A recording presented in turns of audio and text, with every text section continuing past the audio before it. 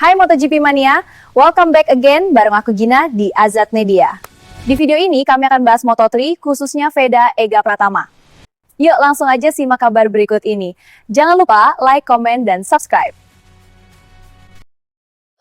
Veda Ega Pratama, nama ini tiba-tiba mengguncang dunia balap internasional. Dari yang awalnya hanya dikenal di kalangan pecinta balap junior, kini ia menjadi sorotan global setelah podium sensasional di Moto3 Brasil 2026. Namun yang membuat publik semakin penasaran bukan hanya soal podium, melainkan satu pertanyaan besar yang mulai ramai diperbincangkan. Apakah Indonesia akhirnya menemukan the next Valentino Rossi? Dan bukan cuma itu. Di balik performa luar biasanya, sponsor-sponsor besar mulai berdatangan. Bahkan, peluang podium kemenangan di Jerez mulai terlihat nyata. Di video ini, kita akan bahas lengkap kemiripan Veda dengan legenda dunia. Deretan sponsor yang mulai mengerubungi analisis peluang podium 1 di Jerez. Dan istilah MotoGP yang wajib kamu pahami. Mari kita mulai. From Indonesia, 17-year-old Veda Ega Pratama takes his first steps into the Moto3 world. Calm, focused and fearless, he rolls out onto the Jerez asphalt. Number 9 on that Honda Asia machine, the young Indonesian, just 17 years of age. He set a 144.9 this morning, a second off the... down through turn 8, and look at the commitment from Veda Ega Pratama. Kemiripan Veda dan Valentino Rossi. Kalau kita bicara soal legenda MotoGP, nama Valentino Rossi jelas tidak tergantikan. 9 kali juara dunia, ikon pembalap motor global, dan pembalap dengan insting balap luar biasa. Menariknya, banyak pengamat mulai melihat DNA balap Rossi dalam diri Veda Ega Pratama. Kenapa? Pertama, soal adaptasi. Rossi di masa mudanya dikenal sangat cepat beradaptasi sejak kelas 125cc, dan Veda bahkan lebih cepat. Baru 2 seri awal di Moto3 2026, ia sudah naik podium. Ya, terlepas Veda sempat did not finish alias DNF akibat crash, tapi nggak mengurangi pesona Veda Ega Pratama di balap Moto3. Itu bukan hal biasa, bahkan banyak pembalap top butuh waktu 1 musim penuh untuk bisa mencapai itu. Kedua, gaya balap agresif tapi cerdas. Nekat tapi penuh kontrol. Manuver seperti ini sangat identik dengan Rossi saat melakukan comeback dari posisi tengah. Ketiga, mental di bawah tekanan. Di Red Bull Rookies Cup 2025, Veda sempat mengalami DNF, tapi bukannya drop, dia justru bangkit dan finish sebagai runner-up klasemen. Mental seperti ini adalah ciri khas pembalap juara dunia. Namun, ada satu hal penting, menjadi seperti Rossi bukan hanya soal bakat. Rossi membangun kariernya selama puluhan tahun, sementara Veda baru saja memulai, tapi satu hal pasti, jalannya sudah terbuka. Ini bukan lebay, menyamakan Veda Ega Pratama dengan gaya balap Valentino Rossi. Karena Valentino Rossi sendiri sempat mengamati Veda Ega Pratama sejak di Red Bull Rookies Cup. Bahkan dia sempat memberikan komentar terhadap Veda Ega Pratama sejak mencuri perhatian di Moto3 Brasil. Gila pembalap junior ini. Kalau melihat gaya balapan Veda Pratama mengingatkan saya ketika di kelas 125cc, ujar Rossi. Saya rasa Veda akan jadi kuda hitam di Moto3. Percayalah ucapan saya. It was on the line, but I think it would have been maybe a tad harsh to give our manager a penalty, but there was a very fine line between what he did and then stepping over the mark. Yeah, I think I called it live as saying it was on the limit, and I've not seen anything since then to change my mind on that. I would not have wanted to see a Moto3 victory change hands. Sponsor yang mulai mengerubungi Veda. Kesuksesan di lintasan selalu diikuti satu hal, uang dan sponsor. Dan saat ini, Veda Ega Pratama sedang berada di titik itu. Sponsor besar mulai berdatangan. Yang paling mencolok tentu saja adalah Red Bull.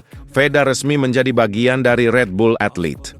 Ini bukan sekadar logo di helm, artinya dukungan finansial besar, akses fasilitas training kelas dunia di Austria, dan jaringan elit pembalap global. Ini adalah level yang sama dengan rising star dunia lainnya.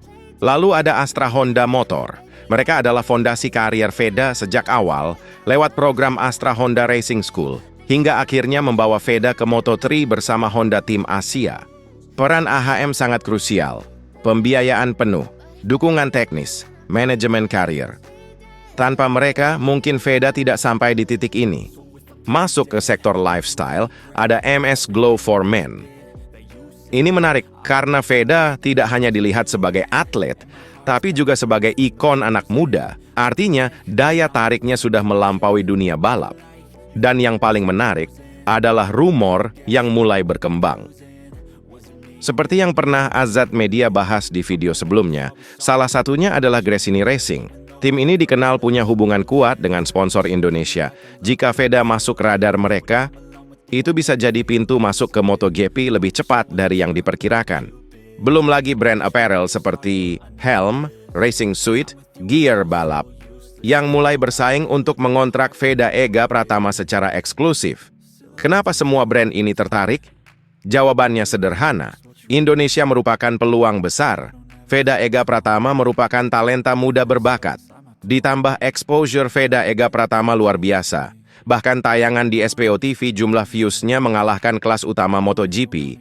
Setiap balapan Veda ditonton jutaan orang. Dan bagi sponsor, itu adalah emas.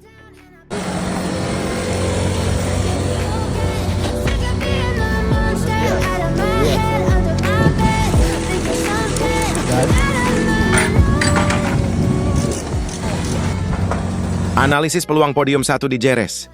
Sekarang kita masuk ke bagian paling menarik. Apakah Veda bisa menang di Jerez? Sirkuit Jerez di Spanyol bukan trek sembarangan.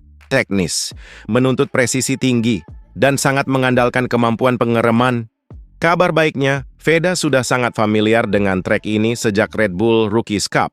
Artinya, tidak perlu adaptasi dari nol, sudah memahami karakter tikungan, tahu racing line terbaik. Salah satu kunci di Jerez adalah tikungan terakhir, kurva Jorge Lorenzo. Disinilah balapan sering ditentukan. Dan disinilah filosofi ala Rossi sangat relevan. Menang bukan soal motor paling cepat, tapi soal timing, pengereman, insting membaca lawan, dan keberanian menutup celah. Selain itu, ada faktor penting lain, manajemen ban.